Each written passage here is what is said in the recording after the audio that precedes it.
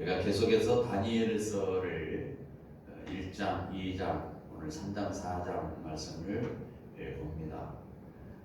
오늘 다니엘서 3장에서 4장 말씀을 우리가 은혜를 나누려고 하는데, 제가 계속해서 다니엘서를 보면서 같이 이렇게 묵상하며 같이 은혜를 나누는데, 여러분도 특별히 오늘 말씀을 듣고 이 말씀을 끝나는 것이 아니라 집에 가서 다시 한번 말씀을 보면서 다시 한번 말씀을 되새기는 묵상하는 좋은 시간이 되어지기를 소원합니다. 다니엘이라는 사람이 2장에서 보니까 꿈을 해석해 주죠. 이방 나라 바벨론에 가서 느부갓네살 왕이 꿈꾼 그 꿈을 해석하여서 많은 사람들 앞에서 다니엘의 다니엘이라고 하는 인물이 정말로 중심을 이루는, 그래서 다니엘이 믿는 하나님을 주목하게 만드는 일들이 다니엘서 2장 사건의 이야기로 전개되었습니다. 특별히 우리가 2장 42절에 보면 이 세상 나라는 끝이 나고 영원한 나라가 온다. 그래서 하나님이 한 나라를 세울 것이니 그것이 영원히 망하지도 아니할 것이고 그 국권이 다른 백성에게도 돌아가지 아니하실 것이요 도리어 모든 나라를 쳐서 멸망시키고 영원히 설 것이다. 꿈을 통해서 다니엘이 느부갓네살 왕의 그 신상 꿈을 꿨죠. 왕이 모습, 사람 모습을 하면서 금, 은, 동철, 또 다리에는 흙으로 이렇게 만들어진 그런 꿈을 꾸는 것을 통해서 그 모든 것은 다 돌이 하나 굴러가서 다 쳐서 넘어질 것처럼 이 땅에 하나님의 나라라만이 영원히 설 것이고 세상 나라는 다 멸망당할 것이다 라고 하는 그런 꿈을 통해서 하나님께서 다니엘 메시지를 느부갓네살의 꿈을 통해서 그렇게 말씀하셨죠. 그리고 3장에 넘어가면은 드디어 큰 금신상이 나옵니다. 우리가 읽었던 3장 전반부 초반에 보면 큰 신상이 나옵니다. 근데 2장에서 나왔던 그 신상하고 3장에 나온 신상이 다 다릅니다. 2장에는 막연히 한 사람의 모습을 한 신상이었고, 여기 3장에 보면은 아주 정확하게 나와서 신상에 대해서 크기하고 그 재질이 뭔가 금으로 되었다는 거죠. 그래서 2장의 꿈은 하나님께서 꿈에 보여주신 느부갓네살에게 꿈을 통해서 보여주신 신상이었고, 3장은 느부갓네살 왕이 드디어 신상을 세우는 그런 모습으로 전개되어지고 있습니다. 2장에서 다니엘의 꿈을 해석해 주었습니다.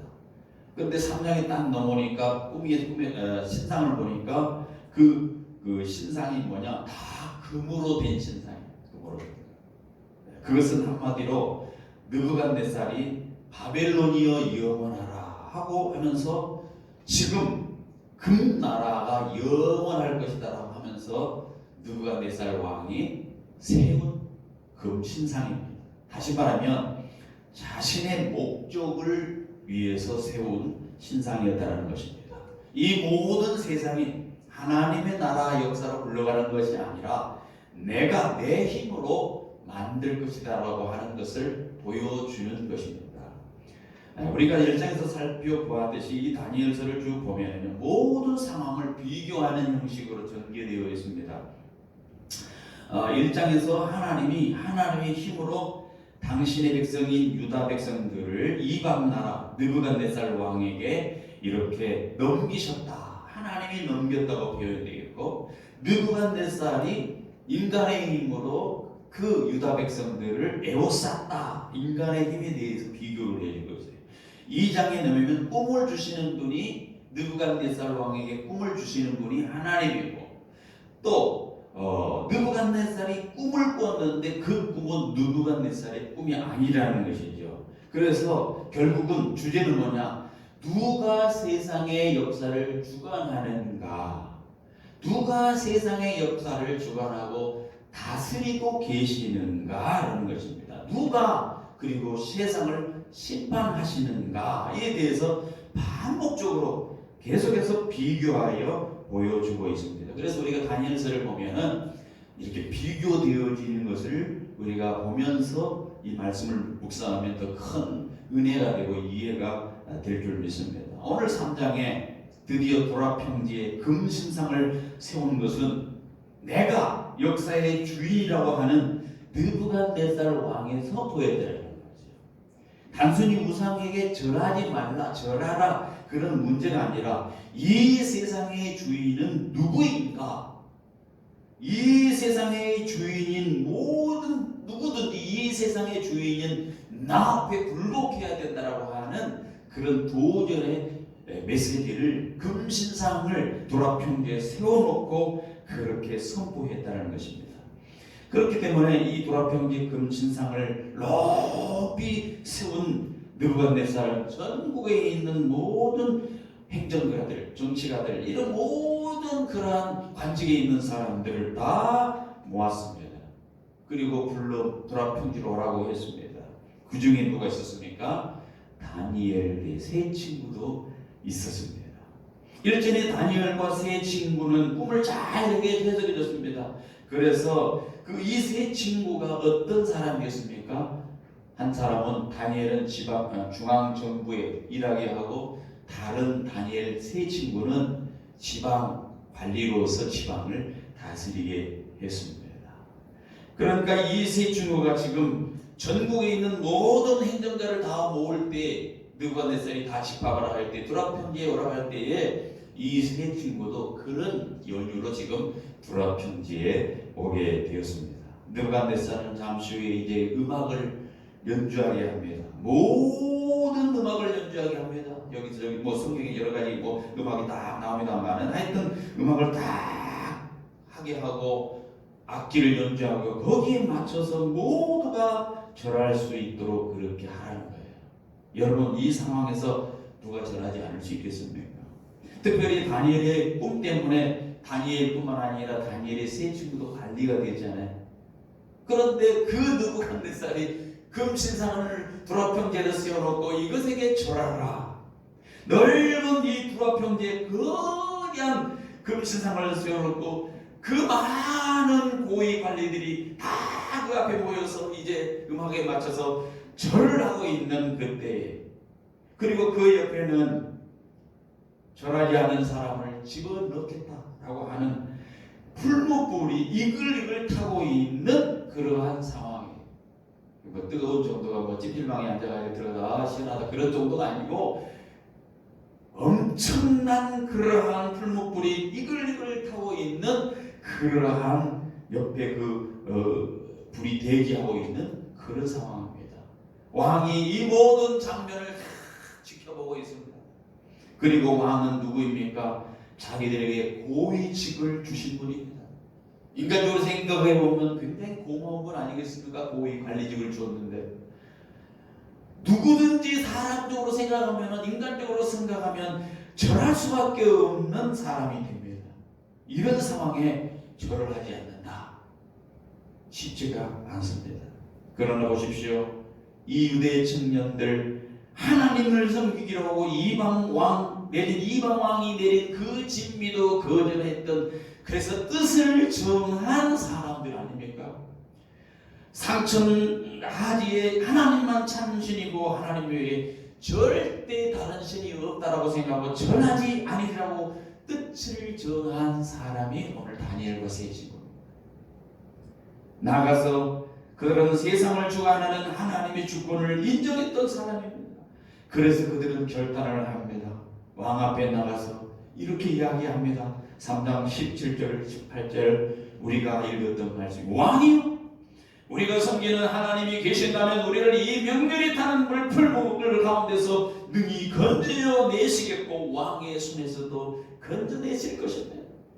그렇지 아니하라 그렇게 하니 아니할지라도 왕이여 우리가 왕의 신들을 섬기지도 아니하고 왕이 세우신 금신상에 절하지도 않겠습니다. 여러분 이 유대 청년들에게 고백에는 두 가지 믿음이 들어있어요. 두 가지 믿음이 들어있습니다. 하나는 뭐냐? 하나님이 우리를 구원해 주실 것이다. 그죠? 또 하나는 뭡니까? 혹시 그렇게 아니하실지라도 하나님은 여전히 살아계시면서 우리의 생명을, 우리의 삶을, 그리고 이 역사를 주관하고 계신다는 것을 믿는, 반드시 믿는 그 믿음이 이 유다 청년들에게 들어있는 것입니다. 그래서 이 두 가지 믿음을 가지고서 당당하게 이 느부갓네살 왕에게 이렇게 말을 했던 것이죠. 그래서 유다가 멸망하고 내가 지금 포로로 잡혀 끌려오는 것 같은 그런 일이 벌인다 할지라도, 그래서 하나님의 전이 이방의 손에 넘어가서 짓밟힌다 할지라도 하나님은 여전히 내 삶을 주관하고 계신 분이라는 그 믿음이 있을 때 이 청년들은 뭐라고 얘기합니까? 그리 아니하실지라도 하나님이 이 불 속에서 우리를 건져내지 않는다 할지라도, 그래서 우리가 이 뜨거운 불못불에 죽는다 할지라도 우리는 절하지도 않아, 섬기지도 아니할 것이래. 당당하게 이렇게 앞에 나가서 고백할 수 있었습니다. 여러분, 다니엘과 세 친구가 보면 왕이시여 우리를 용서해 주세요 하는 데였어요. 그가 그들이 또 하나님을 믿는다고 해서 하나님 이 길에서 피할 길을 주세요, 이 뜨거운 불에 들어가서 죽지 않게 피할 길을 주세요, 이렇게 기도도 하지 않았습니다. 그들은 풀무불 일지라도 들어갔습니다. 정말 성경 보니까 평소보다 7배 뜨거운 풀무불이라고 했습니다. 신실한 하나님을 향한 청년의 그 뜨거운 표현을 7배나 뜨거운 풀무불이라는 것에 비교해서 지금 얘기하고 있는 겁니다. 7배나 뜨겁다는 것은 다른 표현으로 말하면 느부갓네살의 분노가 7배나 더 강하게 지금 있다는 겁니다. 그리고 이 신실한 하나님의 청년을 향한 사탄의 분노가 그만큼 뜨겁다라고 하는 것을 표현해 주는 그런 단어입니다. 그불이 얼마나 뜨거웠던지 다니엘의 세 친구를 불에 밀어 넣었던 사람들은 먼저 불에 타서 죽었어요. 이렇게 밀다가 자기들이 먼저 타서 죽었어요. 얼마나 놀라운 일이 벌어졌습니까? 그런데 거기 보니까 풀무불에 들어간 사람들이 죽어서 쓰러진 것이 아니라 살아서 그 풀물 속에서 이리저리 걸어다니고 있는 거예요. 그런데 분명히 다니엘의 세 친구만 거기다 밀어넣어서 풀무집에 집어넣는데 3명이 걸어다니는 것이 아니고 4명이 걸어다녔다고 성경이 표현합니다. 그 표현이 뭐라고 되어 있냐면 신들의 아들과 같이 보인다라고 25절에 기록을 하고 있습니다. 왕이 또 말하 이르되 내가 보니 결박되지 아니한 4사람이 불 가운데에 다니는데 상하지도 아니하고 그 넷째의 모양은 신들의 아들과 같도다. 그래서 신기하잖아요. 사람을 죽이겠다고 뜨거운 불에 넣었는데 죽지는 않고 3사람이 들어갔는데 4사람이 있는데 한 사람은 신들의 아들과 같은 사람이 있어요. 그래서 빨리 왕이 밖으로 나오라고 말을 합니다. 그리고 그들은 왕 앞에 다시 나와서 섭니다. 그 모습을 봤습니다. 옷이 어디가 걸렸는가, 머리털이 하나를 상했는가. 그래도 성경에 보니까 머리털 하나 걸리지 않았고 다치지 않는 모습으로 3사람이 딱 앞에 서게 됩니다. 이런 상황을 보고 느부갓네살이 고백하는 고백을 한번 보십시오. 28절에 그렇게 말합니다. 느부갓네살이 말하여 이르되, 같이 읽어봅니다. 사드락과 메삭과 아벳느고의 하나님을 찬송할지라도 그가 그의 천사를 보내사 자기를 의뢰하고 그들의 몸을 바쳐 왕의 명령을 거역하고 그 하나님 밖에는 다른 신을 섬기지 아니하며 그에게 절하지 아니한 종들을 구원하셨도다. 여기 3가지 찬송의 내용이 나옵니다. 왕의 명령을 거역하고 다른 신을 섬기지 아니하며 그에게 절하지 아니하였던 것을 가지고 찬양을 하고 있습니다. 이 3가지가 앞서 뭡니까? 느부갓네살 왕이 분노했던 내용이에요. 내가 명령한 그 명령을 지키지 아니하고 다른 신이라고 너희들은 생각하고 절하지도 아니하고 그 우상님께 섬기지 않겠다고 한 것에 대해서 내가 분노하고 다니엘의 세 친구를 불꽃집으로 집어넣는데 지금 느부갓네살이 그들이 살아나오니까 뭐를 얘기합니까? 왕의 명령을 어기고 다른 신기지를 섬기지 아니하고 그에게 절의하지 아니한 그 종들을 구원하셨다고 하나님을 찬양하고 있는 것입니다. 여러분, 이 세 가지 왕이 분노했던 이유가 오히려 그 분노했던 세 가지 이유가 뭘로 바뀌었습니까? 찬양으로 바뀌었죠. 여러분, 하나님은 고난과 역경을 찬양의 제목들로 바꿔주시는 하나님, 그런 하나님인 줄 믿습니다. 그분을 전적으로 믿고 그리하지 아니하실지라도 하는 신앙을 가진 자들만 그의 삶과 그의 생명을 반드시 하나님이 책임져 주신다는 사실을 여기서 선포해주고 있는 거예요. 사실 이날의 주인공이 누굽니까? 인간적으로 보면 느부갓네살이었고 느부갓네살 왕이 세운 그 신상이었어요. 그런데 졸지의 주인공이 다니엘과 세 친구로 바뀌어버립니다. 그리고 그들을 주목하는 그 눈은 그들이 섬기는 하나님을 향해서 하나님을 목도하는 방향으로 전환된 것을 보게 됩니다. 그때 누가 있었습니까? 많은 유대 청년들이 아마 있었어요. 많은 바벨론에 있는 그러한 행정가들, 박수나 모든 사람들이 지켜보고 있었을 겁니다. 그 중에는 왜 굳이 절하지 않고 저런 짓을 하냐? 왜 한번 절하면 될 텐데 생명을 담보로 해놓고 절을 한단 말이냐? 라고 비웃는 청년들도 있었을 것입니다. 왜냐?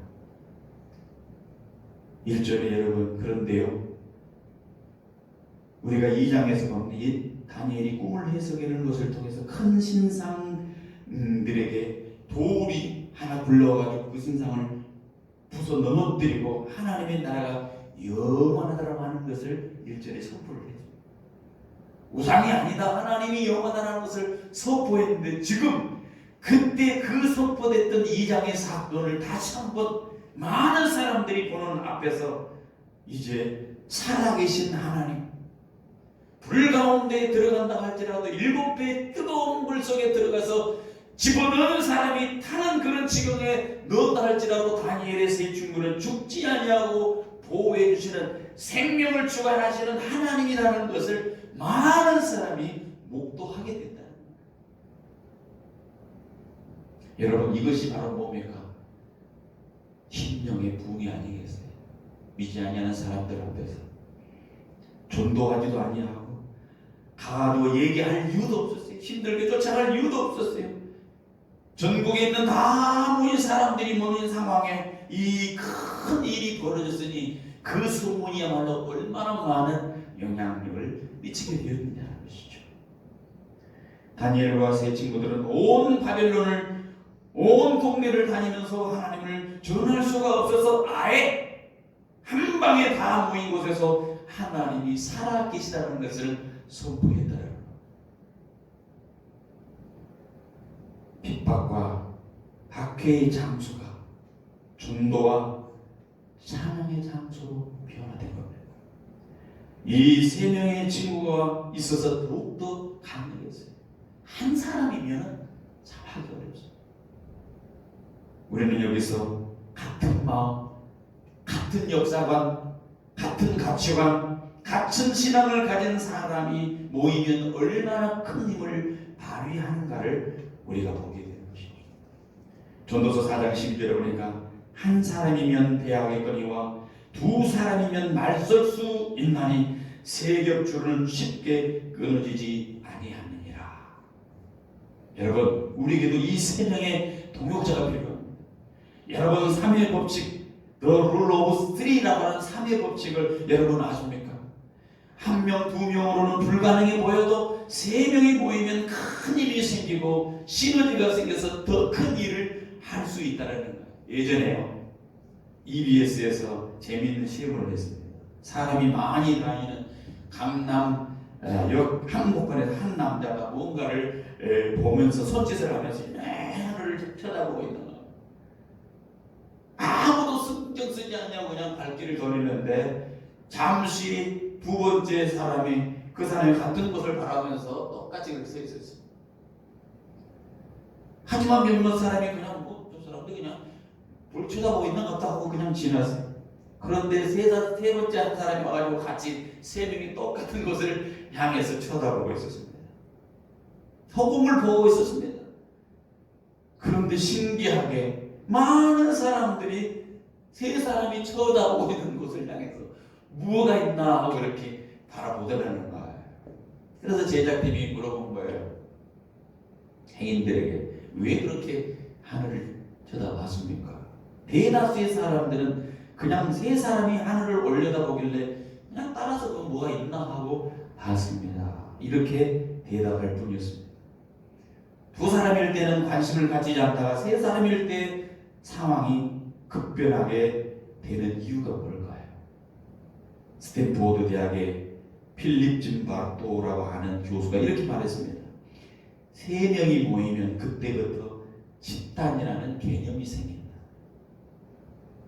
그것이 사회적 규범 또는 법칙이 되고 특정한 목적을 갖고 있는 것으로 보이기 때문입니다. 왜 세 명이 같은 행동을 하는지 거기엔 그럴 만한 이유가 있다고 생각하게 되는 것이다. 최소 세 명이 모이면 하나의 움직임이 된다. 3의 법칙은 상황을 바꾸는 구체적인 힘으로 작용합니다. 그렇게 분석을 했어요. 세 명이 모이면 그럴 만한 이유가 있다고 생각합니다. 집단이 되는 거예요. 구체적인 힘으로 작용한다는 거예요. 고사성어에 3인성호라고 하는 고사성어가 있죠. 3인성호. 세 사람이 모이면 호랑이도 만들어집니다.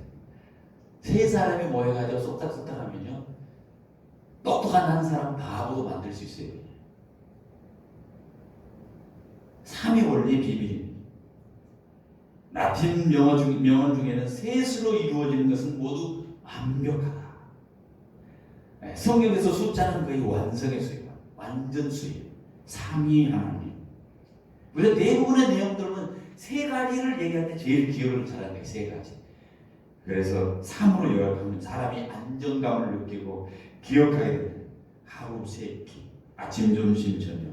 신호등도 빨간색, 녹색, 파란색. 과거, 현재, 미래. 하나님도 3위 하나님. 게임도 3세파. 삼보일배. 고수독도 다 보면 청단, 홍단, 고들이 다 세 장씩 모여가지고 되는 거예요. 셋의 이유가 있죠.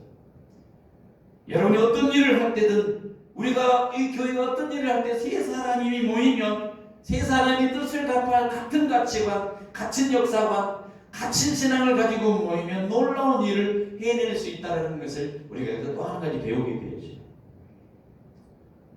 우리가 잘 알고 있는 오늘 본문에 보니까 이 풀목불이 7배나 뜨겁다. 이 풀목불이 뭡니까? 활활 타오르는 것 아닙니까? 나무 토막이 이렇게 활활 타오르게 이렇게 해놓으면 거기다가 나무를 계속 집어넣으면 잘 탑니다. 그런데 그 나무 활활 타는 그 불에서 나무 토막 하나를 밖에다 딱 꺼내 놓으십시오. 그냥 꺼지는 거예요. 그런데 물이 젖어 있는 나무대에도 활활 타고 있을 때 물이 젖어 있다 할지라도 거기에 나무들 하나 딱 갖다 놔도 그 젖어 있는 나무가 꺼지는 것이 아니라 그 활활 타고 있는 그 불 때문에 오히려 같이 그냥 타는 거예요. 이게 바로 공동체의 힘입니다. 우리는 성령의 역사하는 공동체의 일원으로서 지금 교회 안에 들어와야 돼요. 지금 여러분 한 사람이 무력하고 무기력하고 그야말로 젖어 있는 상태와 같은 통나무와 같은 그런 상태를 할지라도 걱정할 이유가 없습니다. 이곳에만 있으면, 이 예배의 자리만 있으면, 이 신앙 안에 있으면, 이 가치관 안에 있으면, 이 하나님의 역사 안에 있으면 우리도 활활 타오를 수 있다는 거예요. 그런데 문제는 그렇지 못하고 그렇게 하지 않는다는 거예요. 이 은혜의 자리를 지키지 못하고 이 은혜에 붙어있지 아니하는 것이 문제라는, 그러니까 떨어지는 거예요. 낙심하고. 근데 오늘 본문을 통해서 우리가 또 하나 할 수 있는 것은, 우리가 또 알아야 할 것은, 이런 가운데 하나님의 일하심이 있다. 이런 어려운 환난 가운데 고난에 처해 있는 그 풀무불 가운데 하나님의 일하심이 있습니다. 이 풀무불 사건이 그것으로 끝난 것이 아니었습니다. 지금 이 상황에 놀라운 일이 일어나었습니다. 우리가 성경을 읽지, 지금 다니엘서를 읽지만 예레미야서라든가 에스겔서는 다 같은 구약의 예언서입니다. 예언서입니다. 동시대의 사건을 쭉 다루고 있어요. 그러니까 예레미야서 따로, 다니엘서 따로, 에스겔서 따로 하는 거 다 같은 한글로 같은 동시대의 사건을 다루고 있기 때문에 우리 같이 그 맥락에서 성경을 잘 봐야 되는 거예요. 에스겔서를 보면 이상한 생물이 나타났어요. 에스겔을 머리를 훅 잡고 탁 올려가지고 이스라엘 좀 탁 보라는 거예요. 유다 땅을 다 에스겔을 환상으로 보고 있는데 뭐가 보입니까? 우상과 가증한 일들이 다 벌어지고 있어요. 하나님을 따라서 우상 숭배를 하는 일이 여기저기 벌어지고 있어요. 지금 한쪽에서는 목숨을 담보로 해서 하나님의 이름을 위하여, 목숨을 위하여 지금 풀무불에 들어가고 싸우고 있는 그 진영에, 한쪽에서는 우상 숭배를 하고 있는 그런 가증한 일이 벌어지고 있는 상황.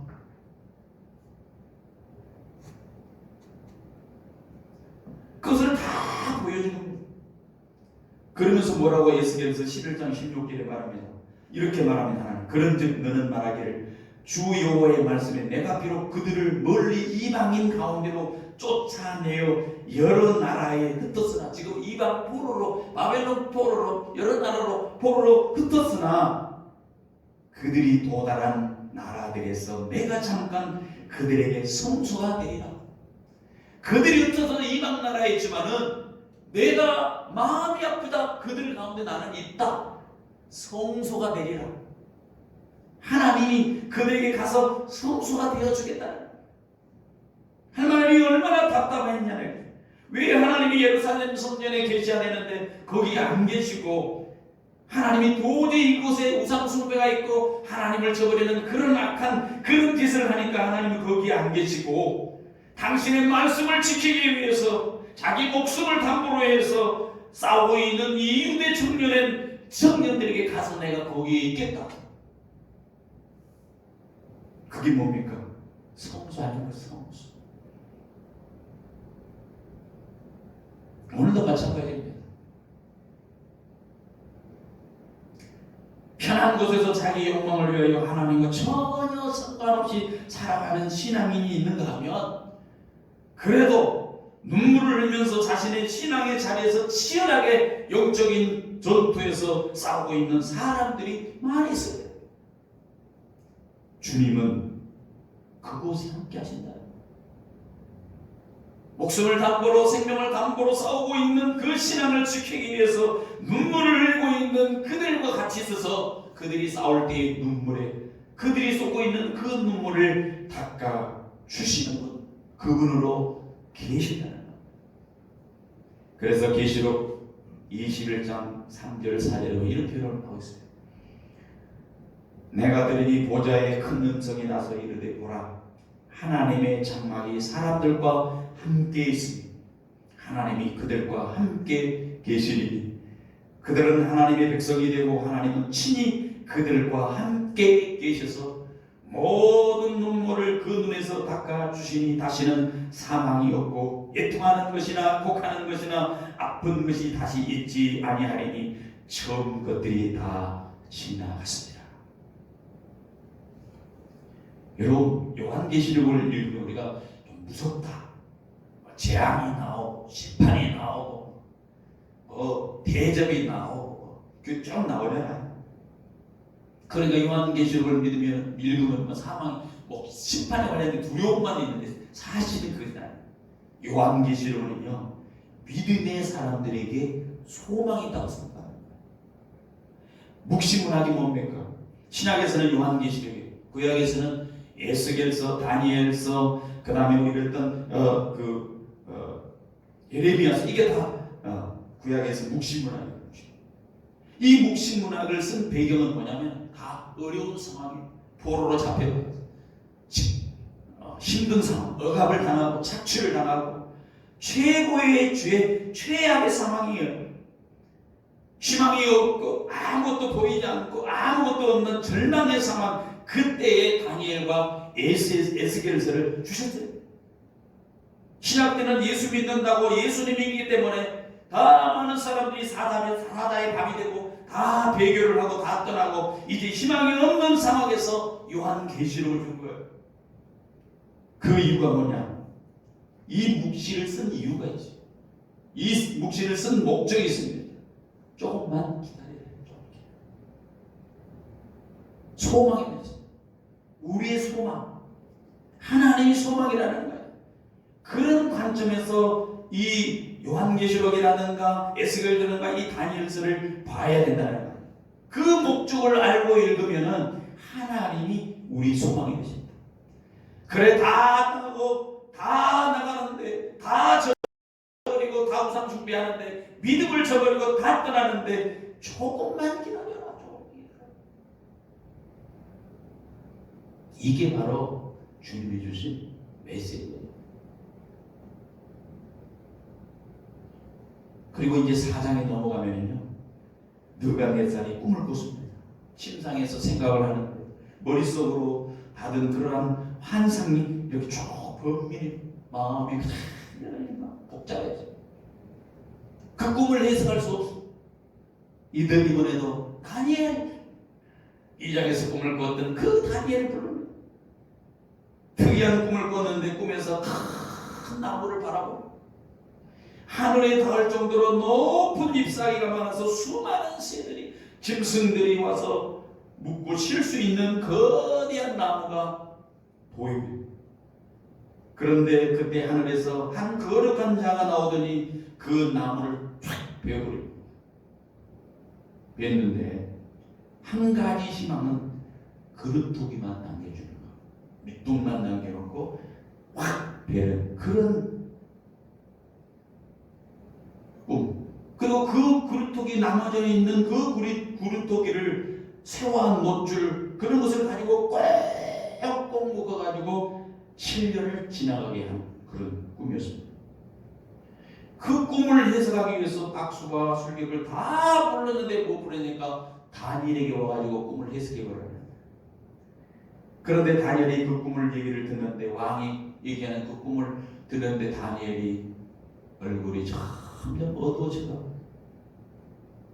얼굴색이 변해집니다. 꿈의 내용을 몰라서 그랬을까요? 아닙니다. 그 꿈 이야기가 바로 이 왕 느부갓네살에게 너무 안 좋은 이야기이기 때문에 다니엘의 얼굴이 어두워지고 있습니다. 여기 꿈에 나오는 거대한 나무는 왕을 의미한다고 해서 왕. 하늘에 거룩한 자가 나와서 나무를 베었다는 것은 이 왕이 사람들에게 쫓겨나서 들짐승처럼 살게 될 것이다 라고 하는 그런 왕에게 특별한 그러한 꿈이었어요. 그래서 다니엘이 조심스럽게 왕에게 특별하게 부탁을 합니다. 4장 27절에 보니까, 그런즉 왕이여, 내가 아뢰는 것을 받으시고 공의를 행함으로 죄를 사하고 가난한 자를 긍휼히 여김으로 죄악을 사하소서. 그리하시면 왕의 편안함이 혹시 장구하리이다 하니라. 여러분, 공의를 행하고 가난한 자를 긍휼히 여기라고 분명히 왕에게 누가 당부합니까? 다니엘이 꿈을 해석하면서 당부를 했어요. 그렇게 해석한 것을 듣고 정확히 1년이 지난 어느 날, 느부갓네살이 지붕을 걷고 있을 때에 그것이 해석하면서 이렇게 말합니다. 4장 30절. 나 왕이 말하여 이르되, 지금 느부갓네살 왕이 표현에 의하면 이렇게 표현을 해요. 나 왕이 말하여 이르되, 이 큰 바벨론은 내가 능력과 권세로 건설하여 나의 도성으로 삼고 이것으로 내 위엄의 영광을 나타낸 것이 아니냐 하였더니, 왕이 이 말을 내뱉는 순간 왕의 모든 그 왕위를 잃어버리고 사람에게 쫓겨나가. 실제로 32절처럼 성경에 보니까 들짐승과 함께 살면서 소처럼 풀을 먹었다는 거예요. 이게 뭐 정신질환 중에 하나는 난광병이에요. 난광병. 사람이요 미치면은 들짐승들은 풀을 뜯어먹고 있더라고요. 그런데 4장 34절에 보니까 기한이 참해 나 느부갓네살이 하늘을 우러러 보았더니 내 충명이 다시 내게로 돌아온지라. 그러니까 7년이 지났어요. 7년 동안 풀 뜯어먹고 살 정도의 그런 처참한 상황이 지나고 나니까 하늘을 우러러 느부갓네살이 보는데 다시 총명이 내게로 돌아왔다. 제정신이 돌아왔다는 거예요. 그런데 이 사장을 보면 다 느부갓네살 왕이 했다라고 이렇게 나 느부갓네살 왕, 나 느부갓네살 이렇게 말하고 있는 것을 보게 됩니다. 4장 4절에 보니까 나 느부갓네살이 왕, 4장 18절에도 나 느부갓네살 왕은 다 1인칭을 쓰고 있어요. 지금 다니엘 쓰는 다니엘이 지금 쓰고 있는데 마치 자기가 쓴 것처럼 여기 지금 묘사를 하고 있습니다. 이 묘사는 느부갓네살의 조서를 인용해서 지금 이 다니엘이 쓰고 있는 거예요. 나 느부갓네살 이렇게 하더라는 거예요. 이 느부갓네살이 지금 이런 표현을 쓰고 있는 것을 통해서 지금 느부갓네살의 체험을 여기다 그렇게 묘사를 주고 있는 거죠. 이 7년의 일을 돌아볼 때 짐승처럼 살아간 것을 통해서 이 느부갓네살 왕이 깨달은 게 뭐냐? 하나님이 살아계시고 역사의 주관자고 나는 아무것도 아닌 존재라는 것을 깨닫게 되었다라고 하는 사실을 고백을 하고 있는 겁니다. 그래서 그것을 자기가 다 나 느부갓네살 왕이 이런 표현을 쓰고 있는 것입니다. 그래서 20점으로 그런 관점으로 우리가 성경을 보면 됩니다. 지금까지 권세가 내 것이 아니라 하나님의 것임을 인정할 때에 느부갓네살이 총명이 다시 돌아옵니다. 그래서 첫 마디가 4장 3절에 하나님의 나라에 대해서 고백을 하죠. 참으로 크도다 그의 이적이요 참으로 능하도다 그의 놀라운 일이요 그의 나라는 영원한 나라요 그의 통치는 대대에 이르리로다. 자기 입으로 하나님을 높입니다. 17절에 지극히 높으신 이가 사람의 나라를 다스리며 자기의 뜻대로 그것을 누구에게 주든지 또 지극히 천한 자를 그 위에 세우시는 줄을 사람들이 알게 하려 함이라. 우리 대통령 선거 끝나고 이제 정치가 대통령이 새로 이렇게 선출되는 다 하나님의 뜻 안에 있습니다. 그리고 그가 자기 것으로 하고 있는 것 같지만 아니에요. 하나님이 세우시고 하나님이 내리시고 하는 그런 일이 있다는 거예요. 그리고 나서 그가 4장 34절에 또 이 모든 것을 경험하면서 느부갓네살이 이렇게 고백을 해요. 지극히 높으신 이에게 감사하며 영생하시는 이를 찬양하고 경배하였나니 그 권세는 영원한 권세요 그 나라는 대대에 이르리로다. 아멘. 여러분, 세상의 모든 역사의 주관자는 누굽니까? 하나님이에요. 이게 바로 다니엘서 3장 4장을 통해서 생명의 주관자가 누구입니까? 역사의 주관자가 누구입니까? 내가 어떤 마음을 가지고 살아가야 되는가? 이 세상 속에 어떤 그런 뜻을 세우고 하나님을 정작 신앙하고 살아가야 되는 것인가를 우리에게 보여주는 메시지.